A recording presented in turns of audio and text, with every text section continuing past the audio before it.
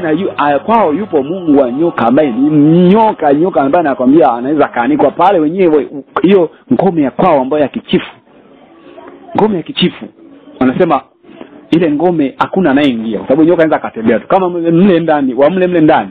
Hamna shida, anaotajua watu wanatembea na salimia kila nyumba. Karibu mgeni, wanamkaribisha ndani. Yaani akiamua kutusalimia huko ndani, kutakuwa kuna kitu kibaya mgeni anaenda kutoa. Karibu mgeni, yani nyoka akiingia ndani ni kawaida. Na hakuna anayeumwa na nyoka. Sasa mke wangu wakati kwao akiwa tangu mdogo, wao waliona nyota yake ndio atakaye kuja kuwa malkia wa ile ngome baada ya chifu kufa. Kwa hiyo mke wangu toka mdogo alishakuwa kiongozi. Kwa hiyo malkia tumuue huyu mtu. Kwa hiyo alikuwa amri zake, bila amri yake afanye kitu. Akisema asamehewe, japo ni mtoto lakini anasamehewa. Sasa yale maloo sasa ya umalikia yakajua ina maana na masharti ya umalikia mtu atakiwa olewe. Yaani masharti yao atakiwi mtu ajuane na mwanaume yoyote wala aolewe. Sasa yule mke wangu mimi ndo kijana wa kwanza kunipenda katika moyo wake. Sasa wale wakajua tunampoteza kiongozi wetu. Kwa ile miungu ya nyoka iliyozaliwa miezi na miaka, mizimu ya nyoka ambayo yani kikweli katika Mungu alionza tukaelezea, yani kachola picha kama nadhani tushaanza kuona picha za nyoka watu juu ni mkichwa lakini huku ni nyoka. Ndio iliyopo huko. Na sio hadithi, yani ile ni hivi inaonekana ni nyoka watu, mizimu ya nyoka. Babu alikufa lakini anaonekana. Ndio mambo yaliyopo huko. Sasa kipindi hicho sasa tumeanza kutangaza ndoa, akainuka shangazi yake na mke wangu ambaye kwao ni Tabora huko. Akainuka shangazi yake na mke wangu. Yaani alikuwa na uwezo wa kuja hivi akanitishia mimi hivi. Yaani japo wewe huwezi kumuona lakini kaja hapo. Kwa sababu mimi ndio nilikuwa na uwezo wa kuonana naye. Na kuna muda hata mke wangu alikuwa hawezi kuongea naye. Kwa sababu wao hata mke wangu japo ni malkia, wanaweza kusema tu malkia ile vijiji malkia, lakini ni malkia ambaye alikuwa ana uwezo wa kusafiri kwenda popote. Ni malkia ambaye anaona yani vitu vya Mungu alio yeye mwenzako anaviona. Sasa akaniambia huwezi kumuoa mtoto wangu ambaye ni shangazi, ambaye huwezi kumuoa mtoto wangu kwa sababu huyu ni kiongozi wetu. Ndugu mtangazaji, yalianza kuja majitu ambayo kuna movie fulani inaitwa Makasebende. Tuseme kuna viumbe fulani ambao kichwa tu ni kama mkuki, mikono tu kama mkuki, inakuja majitu ambayo haeleweki. Anaweza akampitia mke wangu hapa. Ifika maji akataka sasa yamuue. Baada ya kuona huyu sasa ameanza kutuasi huyu. Tulijua na utani tu kwamba kumbe anaenda kutuasi kweli ndoa. Tayari tangazo lipo wapi? Kanisani. Huo mwezi wa hiyo nakumbuka 2018. 2018. Ya, 2018 sasa inaishia. 2018 imeishia hiyo. Ndoa tayari tumeshaanza kutangaza nia, bado tangazo hajatangazwa ila tayari kanisani washirika wanajua kwamba kuna ndoa inaenda kufanyaje kutangazwa. Ndugu mtangazaji, si kweli ilikuwa kulala kwangu mimi nyumbani kwetu ni issue. Walichokuwa wanatafuta wamuue yeye, waje waniue na mimi kule ninapokaa. Yeye alikuwa anakaa sehemu fulani panaitwa kwa Mpipa, nilikuwa kwa Matias. Lakini nikiwa nipo mbali naye kama hivi nimeenda kumsalimia, ana uwezo wa kumpata kwa sababu pale nakuwa ulinzi wanakuwa wananiona mimi. Lakini ikiwa sipo naye kuna nguvu ya Mungu ilikuwa inamlinda ya ajabu sana. Wakija kumfuata alikuwa ananiona mimi nimekaa mbele yake. Kwa hiyo alichokuwa anafanya wananifuata mimi. Eleza kwa kavi ndugu mtangazaji, naweza nikastuka hivi nimekaa na wewe. Nini? Yaani yule sio kuficha, nikifunua hivi unaona damu zinanimwagika hivi kwa macho. Aliyenikata wewe huwezi kumuona. Tashangaa tu namuona yule pale na kuzomea nakwambia fanya sasa kama hujaaibika. Nifuate sasa kama hujaaibika, kama hujaonekana kichana. Wewe unaweza kaiduka kwa watu ambao hawamjui Mungu, alafu unaenda kupiga fire kwenye yale kwenye kona pale. Unapiga fire pale. Sasa kuna umechanganyikiwa. Kwa hiyo wanajua kabisa kwamba sehemu yenye watu, wanajua kabisa huyu jamaa hawezi. Kwa hiyo alikuwa anatumia anaweza akapita huku ngumi. Sasa na watu nyingi nasema ngoja niende chooni. Kifika chooni kule kama nikiwa ugenini ndo nawakamatia hapo. Piga fieka na wamaliza. Ilikuwa kwa siku na uwezo wa kutumiwa viumbe si chini ya 300. Nilikonda, nilipungua. Wakati bwana harusi anakaribia siku ya ndoa hiyo. Lakini target yangu ilikuwa napanga nifunge ndoa mwaka jana mwaka 2019 mwezi wa 4 ndio target yangu. Umesema kwamba ulikuwa unatumia viumbe zaidi ya 300. Viumbe gani? Yaani viumbe hivyo tuseme ni kama mizimu. Ile ilikuwa ni mizimu ikiungana na majoka na viumbe ambao kuna wasili wanasema kama ni vibwengo, tuseme vibwengo. Sasa kwa hivyo vilikuwa vinafunguliwa sasa sehemu ambapo zimefungwa, vilivyofungwa miaka na miaka vije. Ndugu mtangazaji, ilikuwa ni nikiingia kwenye maombi ya kupambana au unaondoka kwenye bati huko kwa mwili hivi. Ilifika mahali mpaka ninapokaa wakawa nasema hii nyumba hii kumbe ni hiyo ni siri, kumbe nilikuwa na siri yangu jamani. Na ndio akija kusikia atasema kumbe huyu jamaa alikuwa na siri. Walikuwa na nikikaa sebleni unasikia sasa mlango umefunguliwa, unauona unafungua na kuja sebleni kuangalia TV. Wajilio nao wanakimbilia, mimi najua hawa jamaa wanabifu na mimi. Ilifika mahali nilikuwa kulala kwangu ni kazi, kulala ni issue. Yule binti alikuwa anafika mahali nikikaa naye anaweza akachukua kisu. Huyo ambaye ni sasa hivi mke wangu anachukua kisu anataka kunichoma. Yaani umekutana naye tu unataka kumsalimia kwao, umeenda labda ndio kumsalimia, yupo na mfanyakazi wake na dada, anataka kunichoma. Yaani ile dalili chamuingia, anataka kunidhuru mimi, unamwai. Au anaweza akamchukua yeye anampeleka ukutani hivi. Kama hujamuona unakuta tayari kajibamiza kaanguka chini. Kwa ikawa ndo maisha hayo. Kikweli ikafika mali nikapambana mwezi wa hasa ikafika yule mwezi wa 12 mwishoni, mwezi wa mwaka 2018. Mwezi wa 11 mwishoni kabisa mke wangu sasa akaenda kwao ili sisi tufanye process za barua na mali kwao. Mimi na mchungaji wangu maana ndio alisimama kama baba kwangu, kama kila kitu. Akafika kule tukweli tukafanya process zote. Sasa siku tunapanga arudi sasa mjini kwa ajili ya kuendelea na mambo mengine. Ameshaweka ndugu zake sawa, amesema sawa. Kumbe wanasema sawa kiamini kwamba ndoa haitakuwepo, ila wanamfariji tu, wanajua kwamba ndoa huyu hatakuwepo. Malikia tangu lini olewe. Na wakati huo nataka niwape shuhuda moja. Hapo kabla.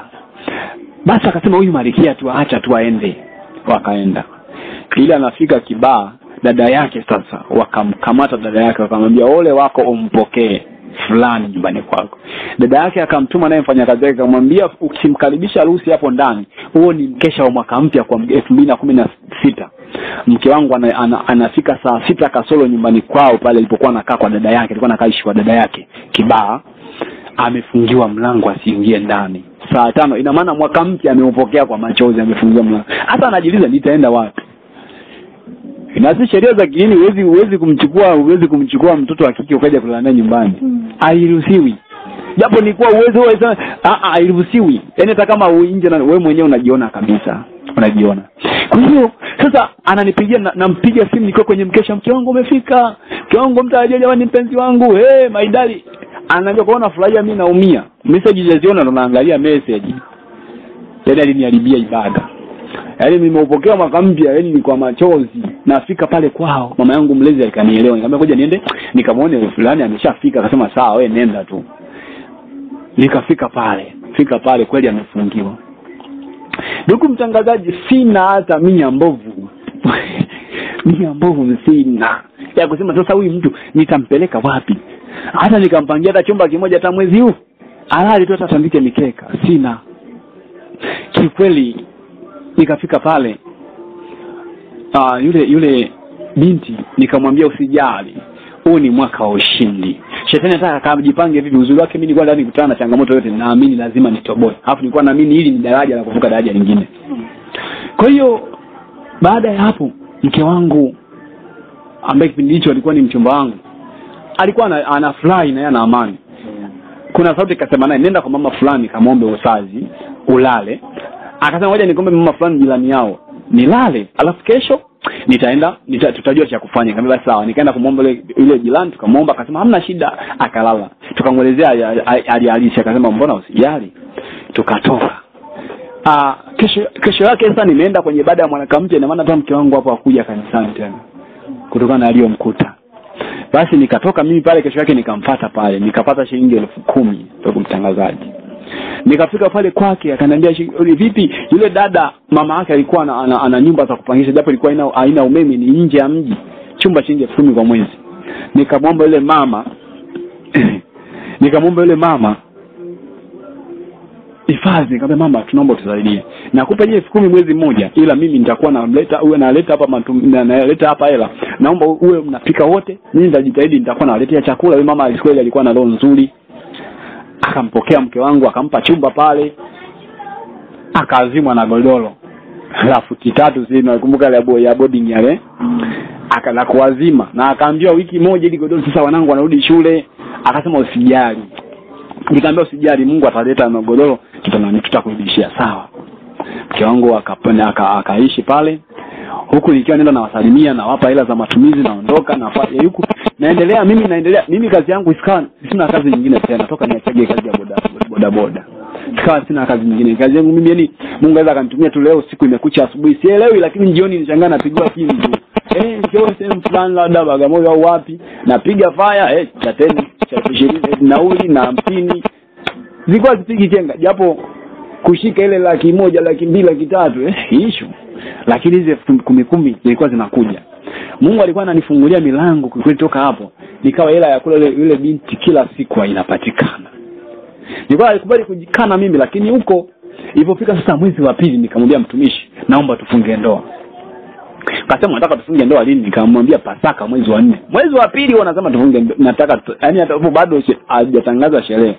Sasa mwanangu, mwezi wa pili wa 4 inawezekana miezi mingi kadhaa mingi sana kwa Mungu hiyo. Mungu aliangamiza dunia siku moja tu na aliumba siku 7.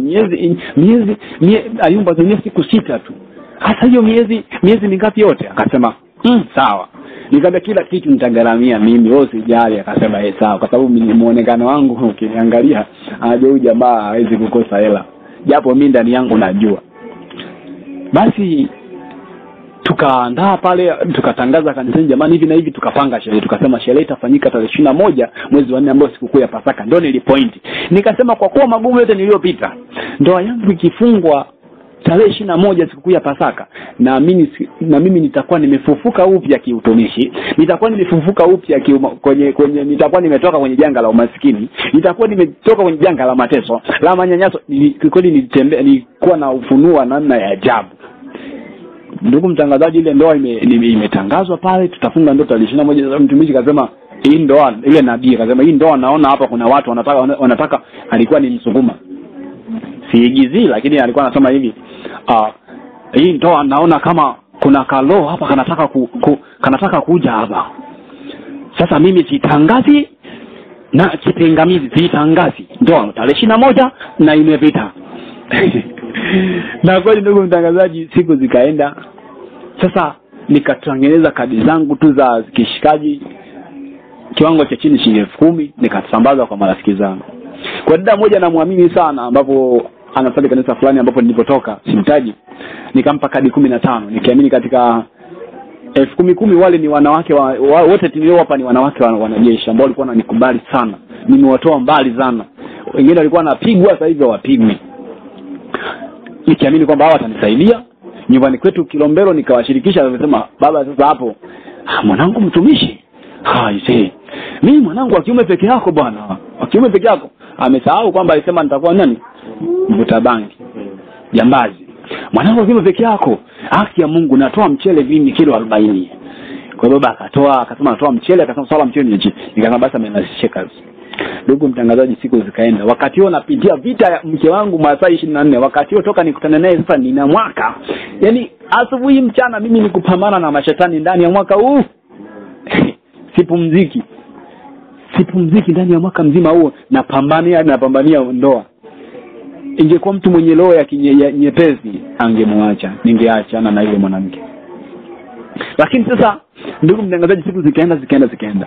Sasa maisha ambayo nilikuwa naishi, ile binti alikuwa anaishi sehemu nyingine. Ile binti alikuwa anaishi sehemu nyingine, na mimi naishi sehemu nyingine. Sasa ile binti anaishi sehemu ya kupanga, anatakiwa kula. Kuna kadi zilikuwa zinarudi. Alafu milango mingine imefungwa hela. Sasa najikuta mwenyekiti wa kamati mimi mwenyewe hela nazikusanya. Kwa hiyo hata nikajikuta napunguza. Ndugu mtangazaji, inafika inabaki wiki sina 100. Ndoa bado wiki, alijulikani shela, alijulikani suti, alafu nimesimama pale, ndoa lazima ifungwe. By force by power, nilikuwa natumia msemo wa mchungaji mmoja anaitwa Katunzi Dar es Salaam. By force by power kitaeleweka. Bado wiki. Mchungaji anasema kila kitu tayari, ngambia kila kitu tayari. Kila kitu kipo tayari. Yaani ukiniangalia akasema huyu jamani kichaa. Mamangu anasema mwanangu utafanyaje? Ngambia hamna kitu mama, kila kitu kinakaa sawa. Kuna mchungaji mwenzangu mmoja alikuwa anaitwa Cadnas akaniahidi kwamba kreti za soda ataleta yeye. Kweli kama naamini kwenye vinywaji hakuna shida, kwenye chakula hakuna shida, mavazi.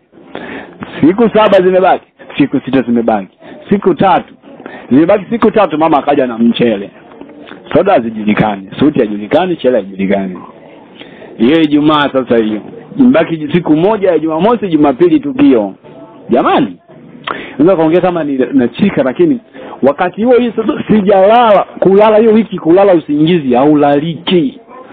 Nimepungua. Mimi sio mnene sana, lakini hapa ni mnene. Hapa nimenenepa. Nilipungua sana. Siku 3 mama ananiambia, "Sasa mbona unakonda kitu leo unavaa suti gani?" Nikamwambia mama hamna shida. Mke wangu sikia sauti ananiambia, "Sikiliza, nataka utoke uende sehemu fulani." Stendi. Akafika pale akakutana na jamaa mmoja akamwambia, afadhali nimekuja dada, nilikuwa nakusubiria, kuna mtu ameniambia nije haraka shika mfuko." Yule dada anachukua hasa mke wangu anachukua mfuko. Anasema, "Nani huu mfuko nimeambiwa wa mume wako." Akaenda nyumbani. Sasa akajua ni kati ya marafiki zangu. Anafika kule anakuta koti la suti moja rangi ya blue kali sana. Wakati huo mimi na suruali ndani ya nyeusi mpya sijawahi kuivaga, na shati langu jeupe japo nimelivaa. Aliponiletea nikasema, asante Yesu. Shela tukaanza, yani hiyo Jumamosi tunapambana kukodi shela. Kila unapoenda 60 laki 200, 60 laki 200. Tukampata dada mmoja ambaye tutakupa 30. Tukakopa. Kwa hiyo mpaka saa 5 usiku hiyo Jumamosi sasa hiyo. Yaani kesho yake Jumapili ndoa. Shela na ngozi zimepatikana. Soda hamna. Kanisa lile lilikuwa mziki kama hivi nilipofika Morogoro, utakuta muda mwingine ndio ulipofika Morogoro. Kwa hiyo mziki kama hivi ndio utakuta bado mnapokuwa unaanza unakuwa una mziki, una vyombo. Kanisa lilikuwa bado halina vyombo. Kwa hiyo nikabidi ni kodi mziki. Yaani hapo sasa yule dada ambaye nimempa changishe kadi zile za wale wanajeshi apokee simu. Yaani apokee simu wakati huo, ndugu mtangazaji. Wakati Mtumaini huko kuna si chini ya 300,000. Hata 50,000 kipatikana sio mbaya. Aliniahidi soda, ananiambia mtumishi, kanisani nako siku ya Pasaka kuna sherehe. Nimetoa hela ya soda, na mimi amenipa soda, kwa nimetoa. Ngoja tuombe Mungu. Saa 6 usiku hiyo, kesho ndoa Jumapili. Ndugu mtangazaji, siku yani nikaenda siku ule usiku mimi nazurura na pamba kanisani mwenyewe, ni mpambaji mzuri. Yaani kanisani nimepamba mwenyewe, vitambani ni lazima huko napojua na pamba kanisani mwenyewe. Ule usiku wa mwaka wa mkesha mwaka mpya tumeomba pale kanisani baada ya maombi. Kabidi nani, lakini simu huko inafanya kazi. Piga simu, watu wote ni wategemea wapokee simu. Nikasema Mungu wangu naibika, mke wangu amechanganyikiwa. Anaambia sasa tunafanya nini? Tunaibika. Sasa yule nilitegemea ambaye anaweza kanipa moyo naye kabadilika. Piga mahesabu, yule ambaye ndio karibu wa kutiana moyo naye anabadilika.